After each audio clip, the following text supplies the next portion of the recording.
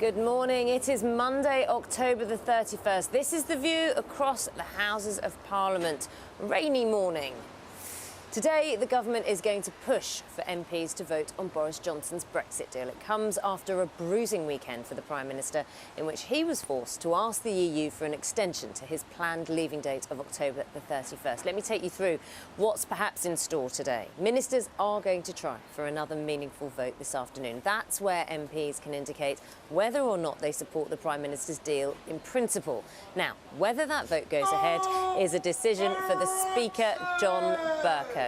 Most Westminster watchers think he'll probably refuse. Now, the government will also bring forward legislation to implement its EU withdrawal agreement bill. That would start the legal process of the UK leaving the EU. Meanwhile, the Court of Session in Edinburgh, that's Scotland's Supreme Civil Court, will sit today to consider whether Mr Johnson acted unlawfully by failing to sign his letter to the EU, which asked for an extension to the Brexit deadline. We'll talk now to our political correspondent, Jessica Parker. Jessica, good morning to you. The noises have begun. It's another already. week in Westminster. Another week at Westminster. Today. Yeah. The noise is going to continue inside the House, isn't it? Yeah, that's absolutely right. So, as you were saying, ministers are going to try and have another meaningful vote. Now, if people are thinking, didn't we kind of go through that on Saturday? Well, what happened on Saturday is obviously there was the Letwin amendments. What the government wants to do is have a straight up and down binary choice on the deal in principle, as you were just saying. The question is, will the Speaker, John Bercow, allow that to happen? I think at the moment the smart money might be on no, although he does deliver a surprise or two. And that's because perhaps he'll say it's just too similar to what MPs were already talking about on Saturday. He'll probably make that decision around mid-afternoon.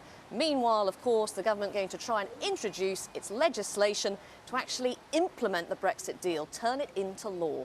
Then we've got the issue, whether it does or doesn't come through to a meaningful vote today, we've got the issue of timing, yeah, haven't we? absolutely. Have we got enough time? Is there enough time for the government to get this through in order for the UK to leave by October the 31st? So ministers have been insisting there is enough time. They're confident they've got the support. They're confident they can get this all done by the 31st of October. But getting this legislation through could prove a complicated process for a number of reasons.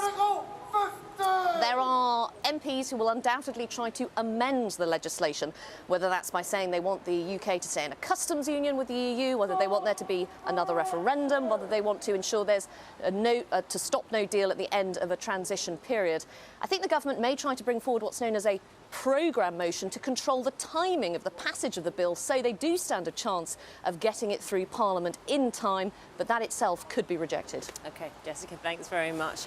Lots going on down here in Westminster. We're talking to lots of people as well. Rishi Sunak, who is the Chief Secretary to the Treasury. We've got Justine Greening, now an independent MP. I'll be talking to her as well. So lots more going on throughout the programme.